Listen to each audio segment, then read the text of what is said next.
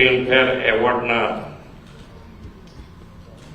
MOU પ્રસંગે આપણી સૌની સાથે મંચ ઉપર ઉપસ્થિત મારા સાથી મંત્રી શ્રી મુળુભાઈ બહેરા, શ્રી ભીખુસિંહ પરમાર, हमारा मुख्य सचिव श्री M.K. दास, टाइम्स ग्रुपना managing director Shri Vineet Jain, film निर्माता श्री करण जौहर जी, फिल्म अभिनेता श्री विक्रांत मेशी, प्रवासन विभागना सचिव Shri Rajendra Kumar, tourism corporation of Gujarat लिमिटेडना MD प्रभाव जोशी, टाइम्स ग्रुपना डायरेक्टर श्री रोहित गोपाकुमार, आमंत्रित सर्वे महानुभाव, प्रेस मीडियाना मित्रों, सौने मारा नमस्कार। विश्व नेता और यशस्वी वडाप्रधान श्री नरेंद्रभाई मोदी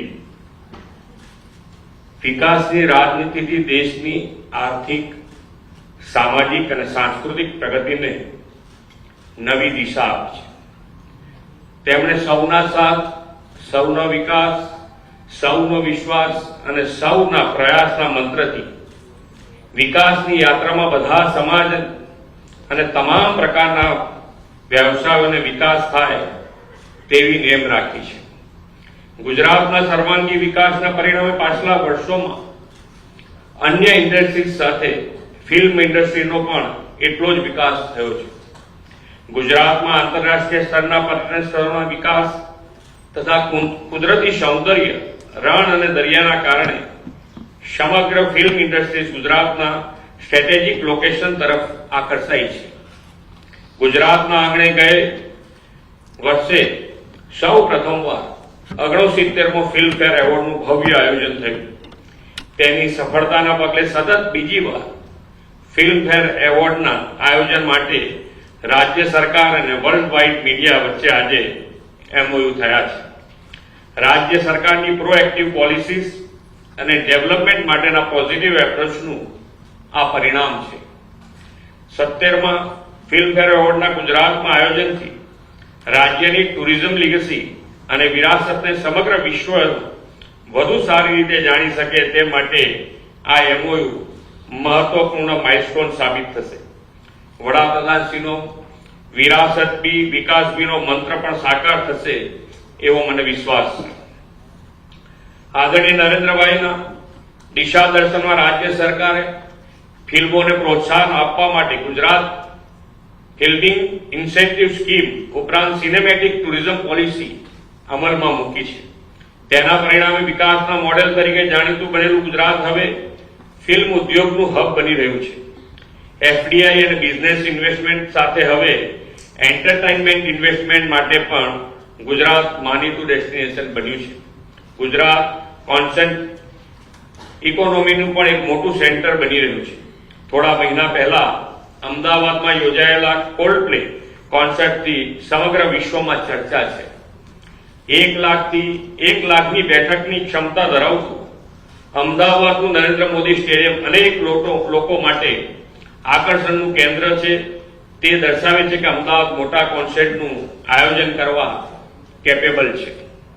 આદરણીય વડાપ્રધાન શ્રી નરેન્દ્રભાઈ મોદીના નેતૃત્વમાં રાજ્યની ડબલ એન્જિન સરકાર ફિલ્મ ઉદ્યોગના વિકાસ અને સિનેમેટિક ટુરિઝમને પ્રોત્સાહન આપવા માટે પ્રતિબદ્ધ છે તેનો વિશ્વાસ આપતો આજનો આ પ્રસંગ છે। ગુજરાતનો વૈભવશાળી વારસો, ઐતિહાસિક, પ્રાકૃતિક, સાંસ્કૃતિક સ્થળો, Gir forest, statue of unity, કચ્છનું સફેદ રણ, રાણ કી વાવ, મોઢેરા સૂર્ય મંદિર જેવા પ્રવાસન આકર્ષણોને ફિલ્મના માધ્યમથી વિશ્વ સમક્ષ પ્રસ્તુત કરવાનું એક પ્લેટફોર્મ આપણે પૂરું પાડ્યું છે। શ્રી નરેન્દ્રભાઈ મોદીએ પણ એક ભારત શ્રેષ્ઠ ભારતની સંકલ્પના આપી છે। ફિલ્મો ભાષા પ્રાંતના સીમાડા વટાવીને દેશના ખૂણે ખૂણે પહોંચી લોકોના દિલને સ્પર્શે છે અને એક ભારત શ્રેષ્ઠ ભારતની સંકલ્પના સાકાર થાય છે। વડાપ્રધાન શ્રી નરેન્દ્રભાઈ મોદીના નેતૃત્વમાં આજે સમગ્ર દેશમાં આત્મનિર્ભર ભારતની ગુંજ ઉઠી છે અને આત્મનિર્ભરતા અને સ્વદેશી વસ્તુઓના ઉત્પાદન, ખરીદ વેચાણને વેગ આપવાનું હવેના સમયની માંગ છે। ફિલ્મ ઉદ્યોગ સ્વદેશી અને આત્મનિર્ભરતાને ખૂબ સારી રીતે પ્રોત્સાહન આપી શકે છે.